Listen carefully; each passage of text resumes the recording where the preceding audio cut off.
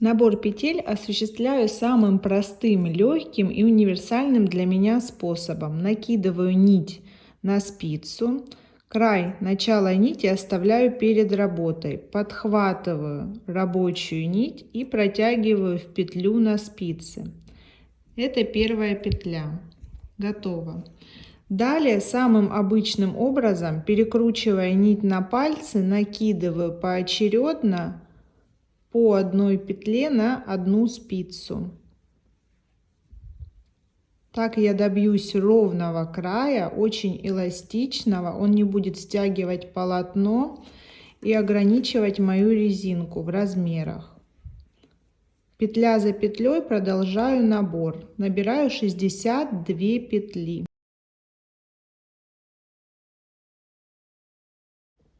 Так как вяжу резинку 1 на 1, необходимо кратно 2 количество петель. 62 готово и еще одна дополнительная для того, чтобы замкнуть вязание в круг. Я наборную спицу располагаю в левой руке, поворачиваю кромку в одну сторону для того, чтобы вязание не перекрутилось.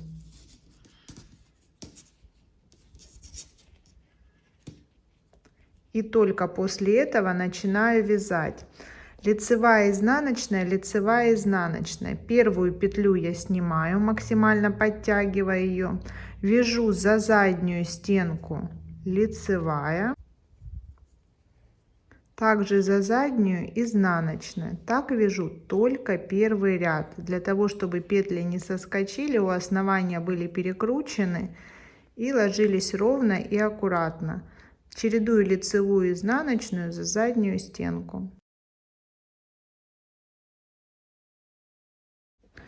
По завершению ряда мне необходимо последнюю петлю провязать изнаночной. Я объединяю первую и последнюю петли, перевожу их на правую спицу и последнюю набрасываю на первую.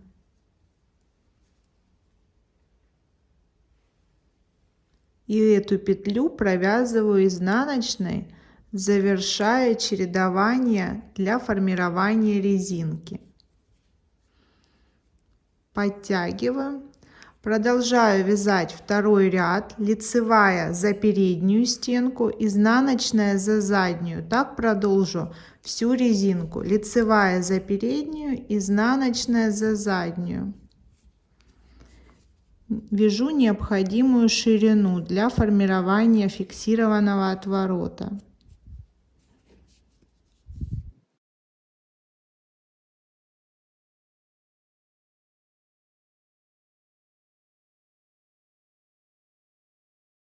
Теперь можно осуществить отворот. Очень важно здесь подняться по косе полностью и понимать, что если мы отвернулись, здесь это изнаночный ряд.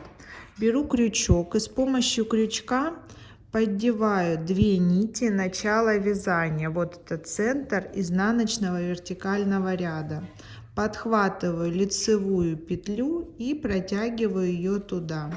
Далее вставляю крючок в лицевой ряд, подхватывая 2 нити основания ряда. Подхватываю изнаночную петлю и продеваю. У меня уже 2 петли на крючке. Далее шаг за шагом, теперь изнаночный ряд и лицевая петля. Протягиваю, снимаю со спицы. Далее вертикальный лицевой ряд и изнаночная петля. Делаю протяжку. 4 петли я уже протянула, их можно поочередно переодеть на правую спицу и продолжить петля за петлей, объединять в одно полотно отворот и текущее вязание. Вот что у меня получается. Важно, что рабочая нить у меня осталась на том же месте. Сейчас я не провязываю, а просто переодеваю петли для продолжения вязания основного полотна шапки. Протягиваю, слежу за тем, что вертикальный ряд, сейчас у меня лицевой, и изнаночная петля в такой последовательности. Не сдвигаю, чтобы не было наклона. Снова я переодела 4 петли, и можно переодеть их на правую спицу. Продолжаю до конца ряда, пока снова не окажусь в моменте, где осталась моя рабочая нить.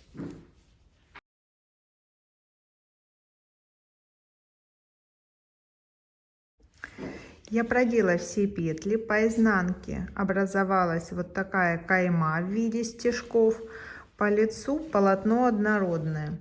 В конце начала ряда я ставлю маркер, чтобы не проскакивать это место. И здесь сейчас переходной ряд к основному узору шапки.